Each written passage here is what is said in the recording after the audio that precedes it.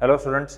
तो पिछले वीडियोस में हमने इलेक्ट्रोस्टैटिक पोटेंशियल एनर्जी डिफाइन किया था and distance of closest approach के प्रॉब्लम्स किए थे। इस वीडियो में मैं electrostatic potential energy of a system of charges पढ़ा रहा हूँ। तो एक छोटा सा रिकैप करते हैं। एक अगर तुम्हारे पास दो चार्जेस है Q1 and Q2 separated by a distance r, तो इसका पोटेंशियल एनर्जी कितना होता था? U is equal to K Q1 Q2 by R, right? तो this was the potential energy of this two particle system। अब इसको calculate कैसे किया था? हमने एक चार्ज को फिक्स किया और दूसरे को इन्फिनिटी से इस पॉइंट पे ले आए थे, ठीक है। नाउ व्हाट इफ मैं Q2 को फिक्स करके Q1 को ले आऊं, तो what I will see is I will get the same number, okay. तो इट डजंट मैटर कि तुम पहले Q1 को ले आओ या Q2 को ले आओ। ऐसा भी कर सकते हो कि Q1 को फिक्स कर दिया, Q2 को इन्फिनिटी से यहाँ ले आए, तो भी पोटेंशियल जी ये मिलेगा। अगर Q2 को फिक्स करके Q1 को इन्फिनिटी से यहाँ ले आए, तो भी पोटेंशियल जी ये मिलेगा, ओके। नाउ तो इसका मतलब इस सिस्टम का पोटेंशियल जी कैसे डिफाइंड है? इस सिस्टम का पोटेंशियल जी डिफाइंड है, it is the negative of work done by electrostatic forces in creating the system. Creating the system मतलब इमेजिन करो ये दोनों चार्जेस कहाँ थे? इन्फिनाइट डिस्टेंसेस पे थे। तो इस Q1 चार्ज को ले आए, पहले मान लो हम Q1 को ले आए यहाँ से इन्फिनिटी से। तो Q1 को जब लेके आए तब कोई उसको रिपल नहीं कर रहा, ना कोई अट्रैक्ट कर रहा, कोई उस पर इफेक्ट, कोई इलेक्ट्रोस्टैटिक फोर्स लगा नहीं रहा है। तो इसका मतलब इसको लेके आने के लिए वर्क डन क्या रहेगा? 0, ठीक है। उसके बाद जब तुम इन्फिनिटी से Q2 को लेके आओगे तब Q1 उसको धक्का दे रहा है, तो Q1 के वजह से जो इसका ऊपर वर्क डन रहेगा, that work done would be what? K Q1 Q2 by R, to be specific minus K Q1 Q2 by R। Now ध्यान रहे, ये जो मैं वर्क डन बता रहा हूं that is work done by electrical forces, ठीक है, इलेक्ट्रिक फोर्सेस की वजह से, ओके। एंड अगर मान लो कि फाइनली भी रेस्ट पे और इनिशियली भी रेस्ट पे, तो you should know this, work energy part chapter में पढ़ा होगा कि work done by external force will be equal to negative of work done by conservative force, या फिर in this case electrical force, and that would be equal to what? Delta U, ठीक है। तो standard definition कैसे दिया जाता है? ये दिया जाता है कि पोटेंशियल जी of two particle system is the work done by external force, work done by external force in bringing the charges from infinity to their respective places, okay। तो इस तरह से होता है। NCERT टेक्स्ट बुक में आप उसका प्रॉपर डेफिनेशन देख सकते हो।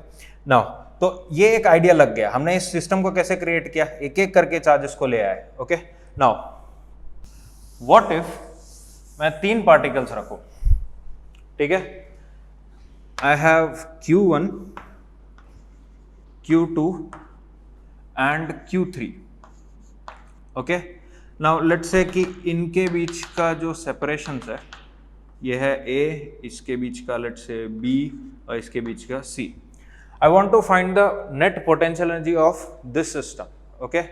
नाउ इसको सॉल्व करने के लिए हम लोग वही स्ट्रैटेजी यूज करेंगे, इंडिविजुअली एक एक करके पार्टिकल्स को ले आते हैं। तो सबसे पहले Q1 को ले आते हैं। जब तुम Q1 को लेके आ रहे हो इन्फिनिटी से, Q1 को इन्फिनिटी से ले आए, तो वर्क कितना हुआ? 0। लेट्स से इसका नाम दे दिया W1, ठीक है। Q1 के लाने के लिए कितना वर्क लगा? 0। Why? Because there is no one exerting an electrostatic force on it. उसके बाद किसको ले आए? Q2 को। जब आप Q2 को इन्फिनिटी से इधर ले आए, तो Q1 उसको धक्का दे रहा है, तो इधर वर्क डन क्या रहेगा? ये लेट्स से सेपरेशन A है, तो इधर इसके वजह से वर्क डन क्या रहेगा? W2 would be K Q1 Q2 by A। By the way ये जो वर्क डन मैं बता रहा हूँ, this is work done by external force, okay. External force मतलब तुम उसको खींच के ले आ रहे हो। नाउ जब तीसरे को ले आओगे, अब इधर ध्यान से सुनना, जब तीसरे को इन्फिनिटी से ले आओगे Q3 को, तो हो क्या रहा है कि दोनों इस पे धक्का दे रहे हैं।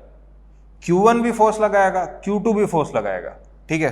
तो अगर लेट से ये Q1 का फोर्स है, Q1 के वजह से जो फोर्स है वो है F1 एंड Q2 के वजह से जो फोर्स है वो है F2, ओके। तो बाय डेफिनेशन Q3 को यहां लाने के लिए वर्क क्या रहेगा? Q3 को यहां लाने के लिए वर्क क्या रहेगा? Work done would be equal to integral F dot dr from, कहां से ले आया इसको? इंफिनिटी से इस पॉइंट पे, लेट से इस पॉइंट का नाम दे देता हूं मैं, जस्ट एक नाम दे देता हूं P, infinity two point P, okay. Now ये F क्या है? It is the net force on Q3, और नेट फोर्स ऑन Q3 मतलब क्या हो गया? F1 प्लस F2 हो गया। तो इसको देखो क्या लिख सकता हूं, integral F1 dot dr plus, या ऐसा लिख देता हूं, एक और स्टेप लिख ही देता हूं मैं, integral F1 plus F2 dot dr from infinity two point P, okay. Now अभी क्या करना है? ब्रैकेट ओपन कर लेते हैं। तो ब्रैकेट ओपन करोगे तो क्या आएगा? Integral F1 dot dr plus integral F2 dot dr from both from infinity two point P, okay. अब ध्यान रहे ये वर्क डन किसका है? बाय एक्सटर्नल एजेंट, ठीक है। इलेक्ट्रिकल फोर्स का लिखूंगा तो माइनस साइन आगे डालूंगा, okay. Now what is this term? ये टर्म क्या है? ये टर्म है work done against Q1। Q1 जो फोर्स लगा रहा है उसके अगेंस्ट जो वर्क करके ले आया है वो है ये, ठीक है। तो इसका वैल्यू कितना होगा? K Q1 Q2 बाई, ये सेपरेशन कितना है? C, sorry K Q1 Q3 by C, okay. Plus ये वाला क्या है? वर्क डन अगेंस्ट Q2 जो फोर्स लगा रहा है उसके अगेंस्ट वर्क करके इसको ले आ रहा है। तो ये जो वर्क डन होगा that would be K Q2 Q3 by what is this separation? B, okay. So that is W3। ये Q3 को लाने के लिए जो वर्क लगा उसको W3 बोल देता हूं। तो W3 कितना हुआ? ये, ओके। तो देखो 3 वर्क डन है। Q1 को लाने के लिए 0 वर्क क्योंकि कोई और था नहीं। Q2 को लाने के लिए W2 वर्क लगा, क्यों? क्योंकि Q1 उसको धक्का दे रहा है। Q3 को लाने के लिए W3 वर्क डन लगा, और इसमें 2 टर्म्स आ रहे हैं क्योंकि 2 चार्जेस उसको धक्का दे रहे हैं। तो नेट वर्क डन क्या होगा? Net work done W would be W1 plus W2 plus W3। मैं बार बार रिपीट कर रहा हूं, ये work done is by external agent. अगर मैं इलेक्ट्रिकल फोर्सेस के लिए लिखता तो सब में नेगेटिव साइन भी आ जाता, एंड देन क्या करना पड़ता मुझे? उसका नेगेटिव होता पोटेंशियल एनर्जी, ठीक है। तो ये W1 W2 W3 इन सबको ऐड करो, 0 plus this you will get K Q1 Q2 by A plus K Q2 Q3 by B plus K Q1 Q3 by C, और यही वर्क डन किस में कन्वर्ट हो जाएगा? Potential energy. So this is the electrostatic potential जी of the 3 particle system. अब इधर से मुझे एक चीज समझाना है, just look at each of the terms. ये टर्म क्या है? What is this term? This one.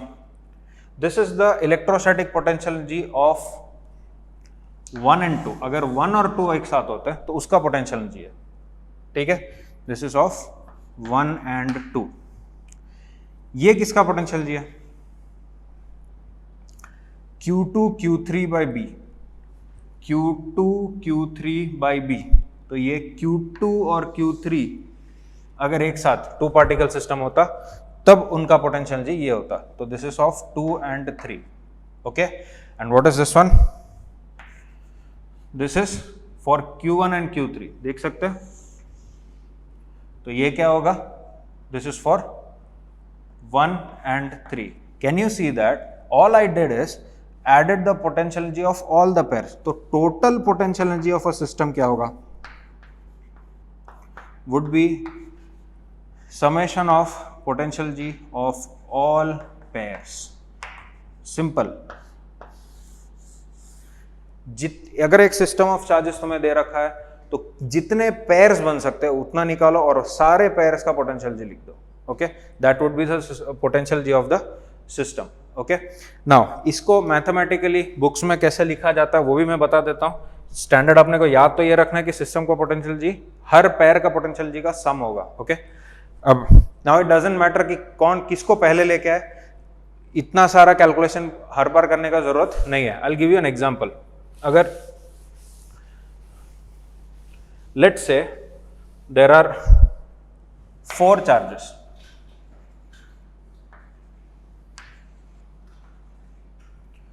Q q simple कर लेते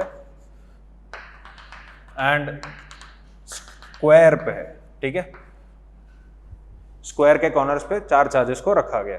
आई want you to calculate the net potential जी of this system. Okay, now तो इसका सिस्टम का इस सिस्टम का पोटेंशियल जी कैलकुलेट करने के लिए you just need to identify the number of pairs.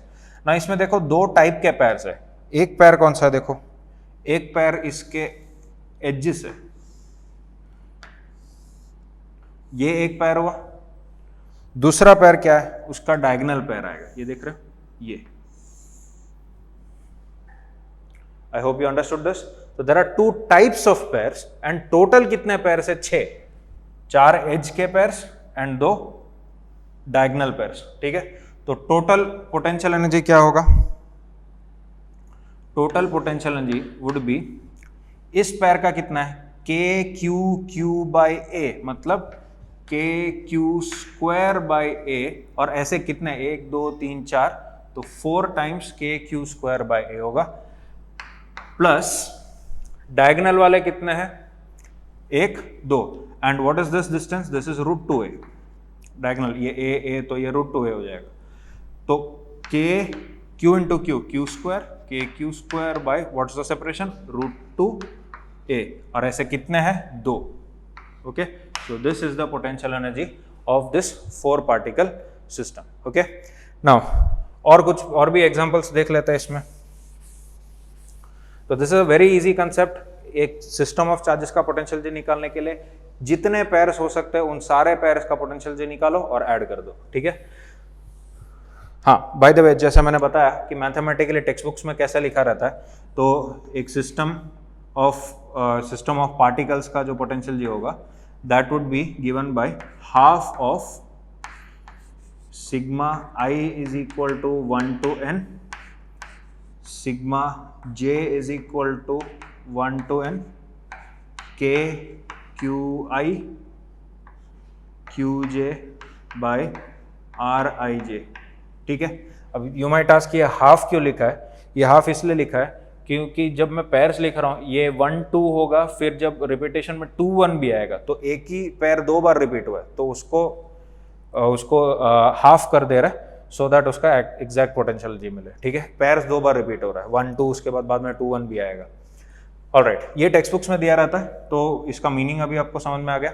Now let's take one more example. Let's say कि ये प्लस क्यू है, ये माइनस क्यू है, ये plus Q and this is minus Q. इसका पोटेंशियल जी कैलकुलेट करते हैं। अब माइनस चार्ज आने से कोई प्रॉब्लम नहीं है, विथ द साइन हमें लिखना होगा, ठीक है। तो ये स्क्वायर है, स्क्वायर ऑफ साइड ए, तो इसका भी पोटेंशियल जी क्या रहेगा, कितने पेयर्स हुए देखो। अब ध्यान से देखना इधर कितने टाइप के पेयर्स हो सकते हैं। एक तो ये वाला पेयर हो रहा है, ये एक टाइप का पेयर है, पॉजिटिव नेगेटिव वाले ऐसे 2 पेयर्स हुए, ठीक है।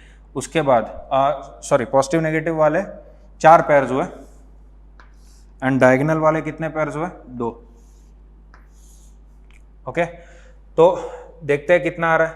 ये 4 पेयर्स का कितना होगा, 4 इंटू के into Q into minus Q by what is the separation A, plus ऐसे 2 डायगोनल वाले तो 2 इंटू के इंटू, हाँ ध्यान दे इधर मैं 2 नहीं लिखता,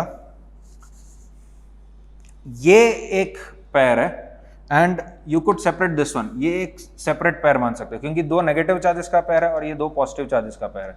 तो इसका अगर लिखे तो क्या आएगा, K Q into Q by what is this distance √2a plus इसका क्या आएगा k into -q by √2a। Okay, तो इधर से देख सकते हैं u का वैल्यू कितना आया -4kq² बाय a प्लस इसका देखो kq² बाय √2a और इसका भी kq² बाय √2a, तो मतलब ये आएगा इसका पोटेंशियल जी। ओके, नाउ अब एक थोड़ा सा कॉम्प्लिकेटेड एग्जांपल ले रहा हूं मैं, तो एक और प्रॉब्लम, अच्छा वाला प्रॉब्लम कर लेते हैं। यहाँ पे देखो there are 8 charges, all charges are cube placed at the vertices of a cube, cube का साइड है a। अब इसका पोटेंशियल जी निकालना है, तो इसका पोटेंशियल एनर्जी निकालने के लिए अगेन क्या करना है, जितने पैर से उसके पोटेंशियल जी निकाल लेंगे। तो कितने पैर से देखो, तो एक टाइप का पैर है एज पैर, ठीक है। तो एज पे एज के कितने पैर्स होंगे, 12 पैर्स होंगे, क्योंकि देयर आर 12 एजेस, ठीक है। उसके बाद दूसरा टाइप का जो पैर है वो है फेस डायगोनल, एक फेस का डायगोनल। ओके, तो फेस डायगोनल कितने पैर से देखो,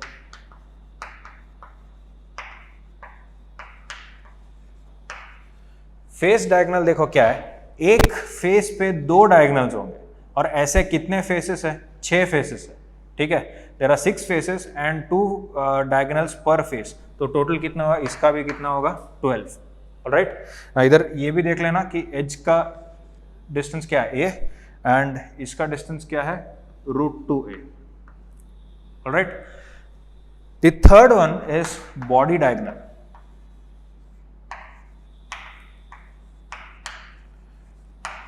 ठीक है, तो अभी बॉडी डायगोनल देखो कितना टाइप का है, ये देख रहे हो कि ये बॉडी डायगोनल हुआ, ये कॉर्नर टू कॉर्नर, ठीक है।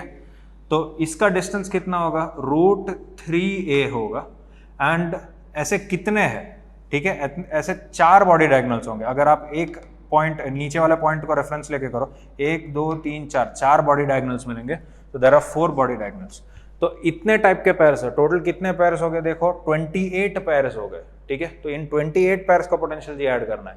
तो 12 का तो सेम है, इसका कितना रहेगा kq² बाय, इनका सेपरेशन a है तो kq² बाय a हो जाएगा। इन 12 का क्या हो जाएगा, फेस डायगोनल्स का क्या होगा, kq² बाय √2a हो जाएगा एंड इनका क्या होगा, ये चारों का kq² बाय √3a हो जाएगा। तो टोटल पोटेंशियल जी कितना हुआ, 12 times kq² by a plus 12 times kq² by √2a plus 4 times kq² by √3a। Okay, इसको अभी आप सिंप्लीफाई कर सकते हो। इसमें से लेट से मैंने 12 kq² बाय a कॉमन निकाल लिया, तो इधर क्या बचेगा 1 प्लस इधर बचेगा 1 बाय √2 एंड इधर क्या बचेगा, इधर अगर 3 मल्टीप्लाई डिवाइड करो तो ऊपर 12 हो जाएगा और यहाँ पे क्या आ जाएगा 1 बाय 3√3। ओके, नाउ एक साल आईआईटी में क्वेश्चन आया था जिसमें हर चार्ज क्यू नहीं बल्कि ऑल्टरनेट चार्जेस -q भी था, तो you could use the same method and उसको सॉल्व कर सकते थे, ठीक है।